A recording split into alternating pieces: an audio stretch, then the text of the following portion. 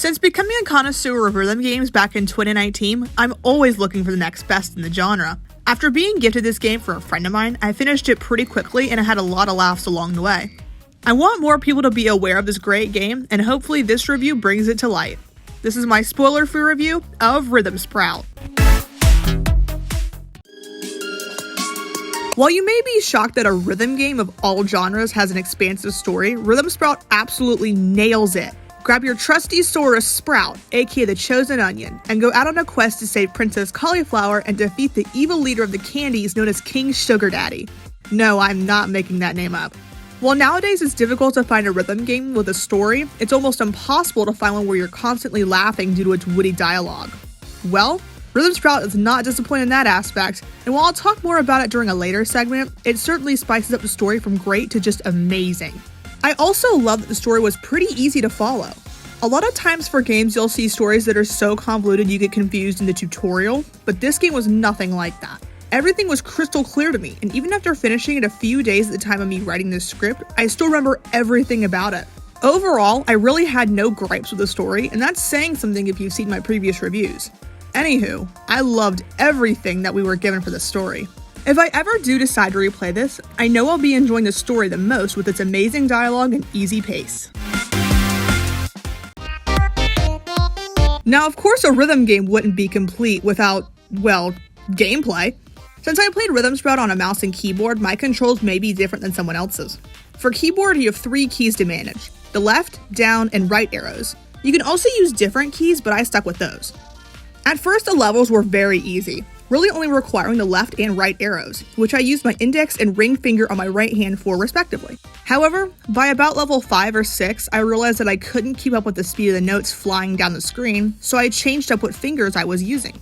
I started using my left hand's index finger for the left arrow, while I used my right hand's index and middle fingers for the down and right arrows. My results steadily improved with the change until I realized just how hard the levels were starting to become. By about halfway through the game ramps up in difficulty from a 3 to about a 7 real quick. I never would have anticipated that having only 3 keys to use would equate to a very challenging game, but I was surely mistaken. In rhythm games, I almost always try to go for full perfects, or at least full clears, but I knew I couldn't with Rhythm Sprout. I was consistently missing notes or pressing keys way too early, which is very out of character for me if you've seen how I play rhythm games. By the end of the main game, I just wanted to be done because of the huge difficulty spike, which sucks since I loved everything else about this game. While the gameplay missed the mark in regards to difficulty, the controls were easy to pick up and the first starting levels were very well done. I'm gonna finally talk about the dialogue now. Every character was shown so much love, as even the minuscule NPCs had me trying to catch my breath from how much I was laughing. Even during the introduction, King Brock, who assigned Sprout to defeat King Sugar Daddy, had me cracking up. See, even the names are hilarious. Even in the prequel levels that you can play after beating the game, they're filled with the same exact humor that hooked me into Rhythm Sprout to begin with. While the plot is quite different from the main game, as now Sprout is tasked with stopping 2 evil chili peppers from the most heinous crime of all, tax evasion. It was still so funny and made me want to keep playing to see what crazy twist would happen next. It was also cool that Sprout could be customized. His clothes and weapon could be changed out, and I had a fun time deciding what he should have on. The dialogue and characters were definitely my favorite part of the game, and both aspects made me almost fall out of my chair laughing. Holy green onion, this music is incredible! While I'm writing this review, I have the Rhythm Sprout OST in the background, and I've had to stop writing quite a few times so I could have a quick dance break. I mean, it's just that good. Every song has its own charm, and none of them feel overused, lackluster, or repetitive. In fact, I've had quite a few stuck in my head, like Winter Woods, Cloud Highway, and Cauliflower Kingdom, just to name a few. I mean, sure, this is the rhythm game, so I assume the music will be good, but I didn't expect it to be this good. Even the title screen and the level select music is just put together so well that if I hadn't played the game, I would have never guessed those songs were menu music.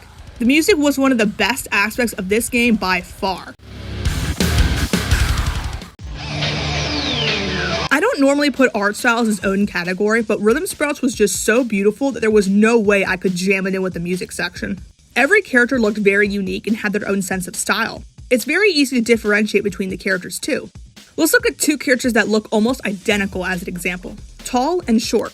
While they look the same with both of them being asparagus and wearing chainmail, they still have their unique quirks like their eyebrows, mustache color, and their height. It's just that kind of design that I love seeing in games, and for it to happen in a rhythm game of all games is mind-blowing. Most of the time, rhythm games focus more on level design and button layout than characters, but Rhythm Sprout focuses on all aspects of its game.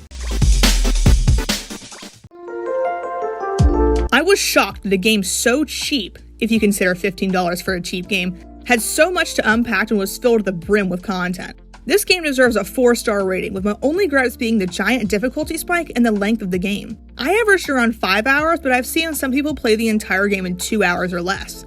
But if you haven't played this game, get on it. The Kingdom and especially King Brock will be proud of you. And who knows, maybe this game will inspire you to eat your vegetables. Thanks for watching my latest review. Have you played Rhythm Sprout too? Let me know in the comments. As always, don't forget to like this video and subscribe to the channel so you never miss an upload. With that said, I'll see y'all next time. Bye!